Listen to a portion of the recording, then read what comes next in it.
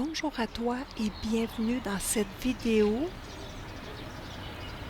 ASMR expliquée. Donc on va jouer avec les sons ambiants et des petites explications tutoriels. Donc moi je suis avec vous, je regarde la vidéo et j'explique ce que je fais, mais pas tout le temps. On va prendre des petits moments de pause. Donc ici, dans ce segment de vidéo, je fais des petites recherches pour la fichette de la vidéo YouTube. Donc j'essaye plusieurs petits crayons. C'est un nouveau concept que je développe pour la chaîne de Simone Collard, donc pour ma chaîne YouTube. Abonne-toi si ce n'est pas déjà fait et si tu vas avoir beaucoup plus de contenu et me voir en direct, l'option membre payant est pour vous. Donc on débute la finition de ce magnifique coloriage par le noir.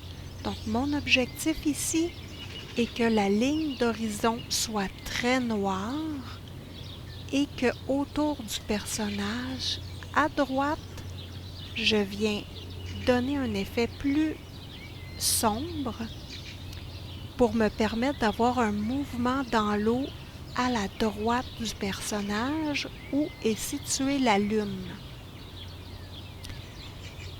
Donc je prends mon stylo gel noir et je viens faire l'application du noir qui va être le plus présent. Donc c'est une technique à faire attention quand vous utilisez cette technique-là. Vous devez vous assurer qu'il y a une harmonie dans le coloriage et que vous l'utilisez ailleurs également. Mon truc à moi, c'est d'utiliser un petit crayon gel par après pour étirer des lignes et aller déposer du noir de façon très finement. Et également de prendre par la suite mon Prismacolor premier noir. Et vous allez voir que moi, je me permets de glisser l'encre pour ne pas avoir un arrêt ferme. Je vais avoir un arrêt glissé.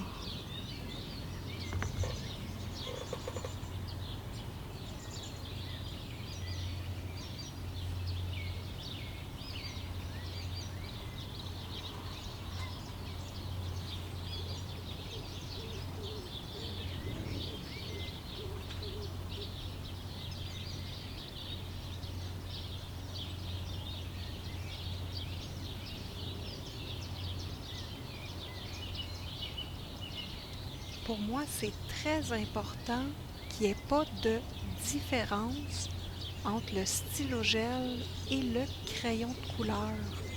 Donc, je m'assure de repasser sur mon stylo gel pour l'étirer et avoir un beau dégradé propre. Comme de cette façon-là, si je regarde le coloriage à la loupe, il n'y a pas d'arrêt brutal. Donc ça, pour moi, c'est hyper important.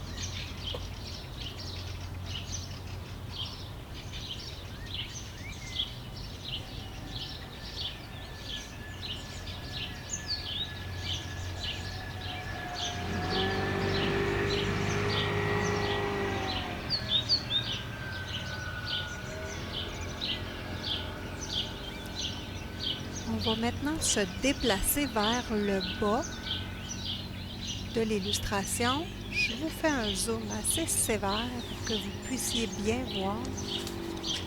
Donc là, ce que je dois faire, c'est reprendre le noir et venir compléter à l'avant du personnage. Je remets un petit peu de bleu parce que j'ai utilisé ce bleu-là précédemment. Donc, je veux m'assurer qu'il y ait une concordance de couleurs à l'arrière et à l'avant, très léger. Vous allez voir, j'en mets vraiment pas beaucoup. Donc, c'est vraiment pour faire un rappel de couleurs.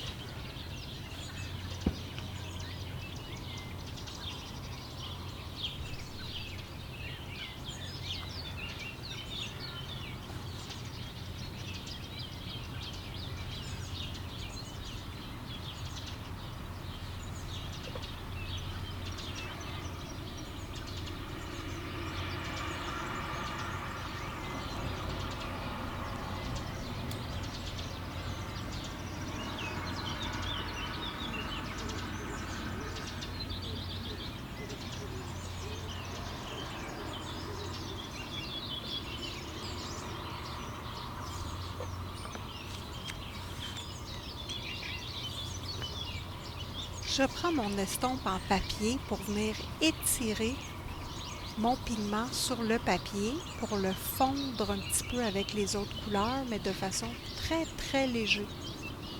Donc ici, on n'exagère pas, on y va vraiment doucement, c'est juste pour étirer la couleur, puis mélanger simplement un petit peu les autres couleurs et que le grain du papier soit plus absorbé par la couleur.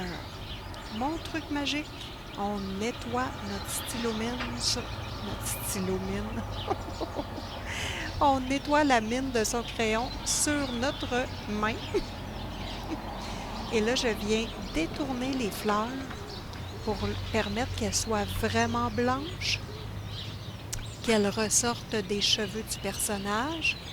Donc, c'est vraiment mon petit truc à moi pour m'assurer d'avoir, quand j'utilise le blanc comme couleur, de m'assurer que le pourtour soit blanc en stylo gel. J'ai mis aussi des petits points à l'intérieur de la fleur. Je trouvais que ça faisait décoratif et délicat.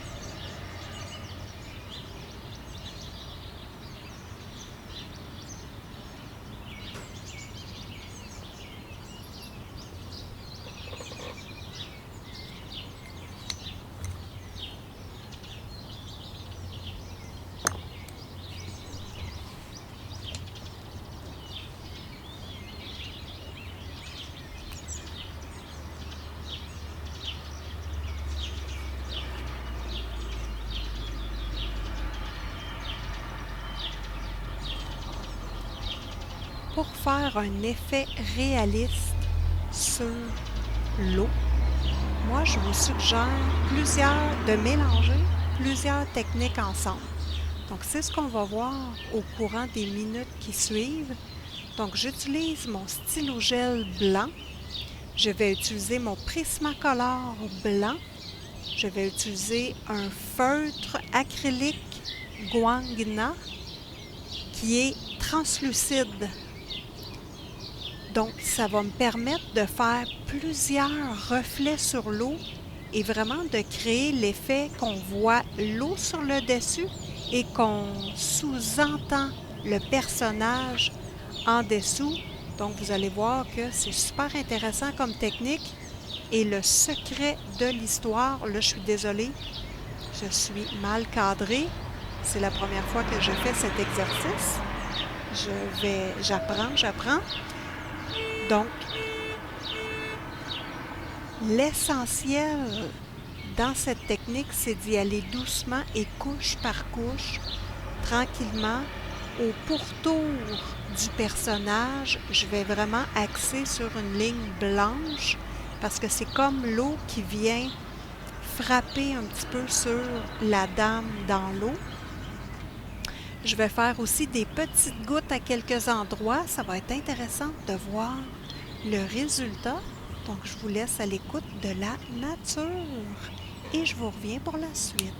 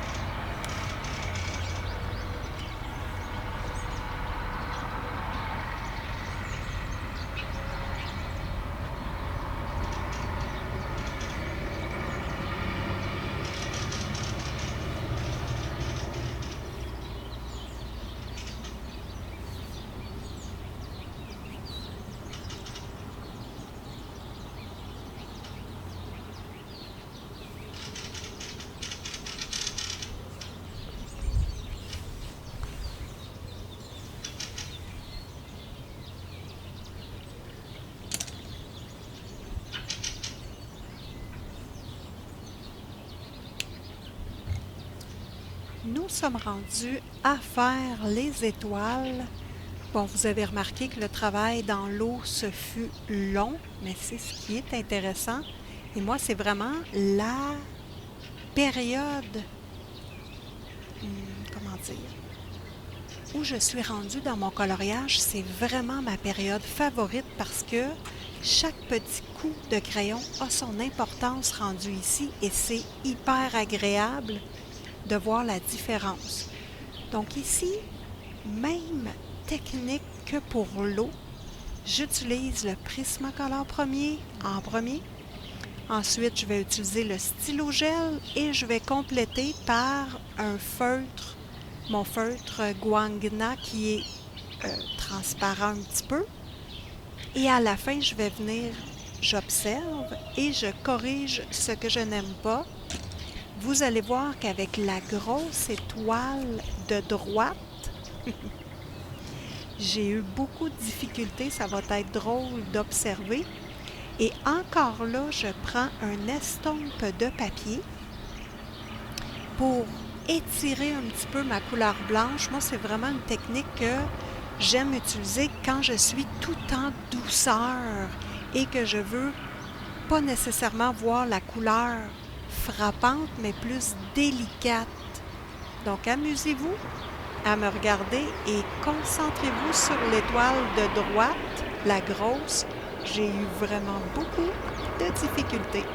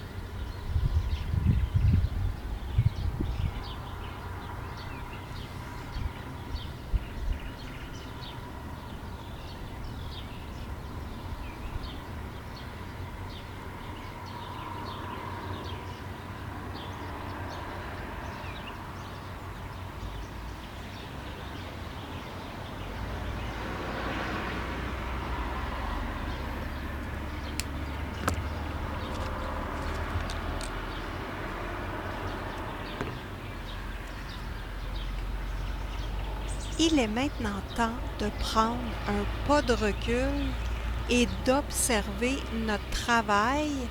Prenez le temps de vous lever, d'aller prendre un café, un verre d'eau, d'observer. Et là, quand on observe de loin, ça nous permet de vérifier et d'ajuster des petits détails. Bon, évidemment, moi, je fais ma signature. Je vous explique pourquoi que je trouve que c'est extrêmement important de signer nos œuvres, parce que moi, je viens du monde de la peinture à l'huile et évidemment, nos toiles, on les signe, sinon elles n'ont aucune valeur, à tout le moins à mes yeux, puis je pense que aux yeux de tous également. Si vous laissez ou vous donnez votre illustration à une copine ou à vos petits-enfants, à vos enfants, c'est important qu'elle soit signée. On passe énormément de temps à faire notre coloriage. À tout le moins, moi, je prends ça à cœur et je trouve ça hyper important de les signer. Surtout si vous les partagez sur les réseaux sociaux. C'est votre travail à vous, donc moi, j'apprécie beaucoup quand je regarde une mise en couleur de voir qui l'a fait. Donc là, moi, ce que je me rends compte, c'est que le noir, et il en manque juste un tout petit peu. Donc, je suis en finition totale. Donc là, je fais juste observer. On est vraiment dans du micro-détail ici, là. C'est juste 2-3 petits trucs que, bon, je trouve moins calibrés. Je tiens à porter à votre attention que j'ai mis des étoiles, des petits points à côté des étoiles également pour faire intéressant dans le ciel. Je trouvais que ça donne un petit aspect magique. J'aime bien, mais pas trop. Ici, ce coloriage-là, mon objectif, moi, c'est d'y aller tout en douceur. Et ma vedette, c'est les cheveux du personnage. Donc, oui, c'est le personnage féminin, mais c'est ses cheveux que je voulais attirer le regard. Donc, en ce moment-là, j'ai utilisé des feutres à alcool que je n'ai presque pas retravaillé par la suite avec des crayons de couleur. On est presque sur du feutre à alcool simplement parce que, comme le blanc, la meilleure façon de garder nos couleurs vives, c'est de ne pas y toucher par après. Et là, je vous dis, comme le blanc, je vais laisser le camion passer.